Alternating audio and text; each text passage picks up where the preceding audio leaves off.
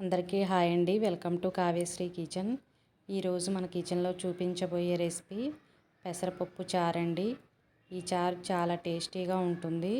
అలాగే పుల్లగా వేడిగా ఉండే ఈ కమ్మనైన పెసరపప్పు చారు చేసే విధానం కూడా చాలా సింపుల్ అండి. అది ఎలా చేయాలో చూపిస్తాను. ముందుగా పెసరపప్పు 10 నిమిషాల వరకు ఒక కప్పు పెసరపప్పు నానబెట్టానండి. మీరు నానబెట్టకుండా డైరెక్ట్గా తీసుకునేటట్టయితే కప్పుకి 3 కప్పులు వాటర్ వేసుకోవాలి. నేను నానబెట్టా కాబట్టి 2 కప్పులు వాటర్ వేసాను. అలాగే కుక్కర్లో వేసేసి 2 విజిల్స్ వస్తే సరిపోతుందండి. కుక్కర్ లేకుండా మీరు డైరెక్ట్గా అయినా ఉడికించుకోవచ్చు. సింపుల్గా ఉడికిపోతాయి పెసరపప్పు. ఇప్పుడు కుక్కర్ మూత తీసేసి చూస్తే పప్పు అనేది చక్కగా ఉడికిపోయింది కాబట్టి మనం ఇంకా స్మూత్గా రావటం కోసం ఇలా పప్పు గుత్తితో ఒకసారి ఇలా స్మాష్ చేస్తే పప్పు అనేది బాగా స్మూత్గా వస్తుందండి. లేకపోతే మీరు గరిటెతో అయినా అనేయచ్చు. ఇలా గుత్తితో పప్పు అంతా చాలా మెత్తగా అన్న తర్వాత మరో కప్పు వరకు వాటర్ వేసుకోవాలి. మనకి పప్పు చారు అనేది బాగా మరిగించడం కోసం కొంచెం వాటర్ వేసుకొని ఇలా ఒకసారి కలిపేసిన తర్వాత నేను 2 టమాటాలు చిన్నవి ఇలా సన్నగా పొడవుగా కట్ చేసి వేసాను. అలాగే 2 ఉల్లిపాయలు కూడా అండి.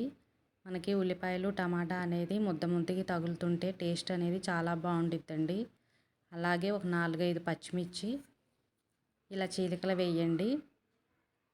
తర్వాత 1/2 టీ స్పూన్ వరకు పసుపు, అలాగే 1 స్పూన్ వరకు సాల్ట్ వేసాను.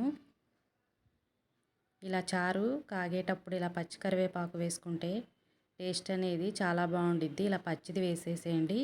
తర్వాత మనం తాలింపులో కూడా వేసుకోవచ్చు.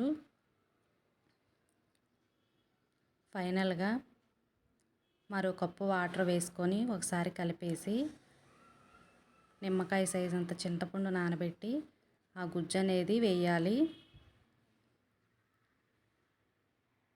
చిన్న నిమ్మకాయ సైజ్ అంత తీసానండి నేను చూపించిన 1 కప్పు పెసరపప్పుకి ఇది కరెక్ట్గా సరిపోతుంది.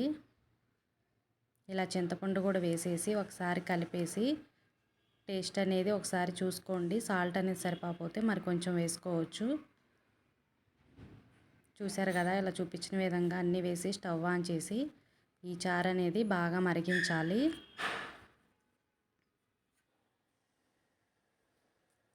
ఇలా మనకి టమాటా అనేది ఉల్లిపాయ ఎక్కువ వేసుకుంటే బాగుండిద్దండి. ఉత్త ప్లెయిన్ కన్నా కూడా ఇలా ఎక్కువ వేసుకుంటే ఆనియన్స్ టేస్ట్ అనేది చాలా బాగుండిద్ది. ఇప్పుడు ఈ చారు అనేది బాగా మరుగుతూ ఉండగా లో ఫ్లేమ్లో పెట్టేసుకొని తాలింపు వేసుకుందాము. స్టవ్ ఆన్ చేసి 2 స్పూన్స్ వరకు ఆయిల్ వేసుకొని 1 స్పూన్ జీలకర్ర అలాగే ఆవాలు కూడా వేసుకొని కొంచెం చిటపట అన్న తర్వాత 5-6 వెల్లుల్లిపాయలు ఇలా కచ్చా పచ్చాగా దంచి వేయండి. మనకి జీలకర్ర అనేది ఎక్కువ వేసుకుంటే ఈ చారుకి టేస్ట్ అనేది బాగుండిద్ది.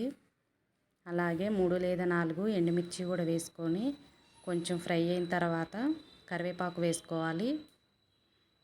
మనకి ఏ చారుకైనా తాలింపు వేసే విధానం బాగుంటే చారు అనేది టేస్ట్గా వచ్చిద్దండి.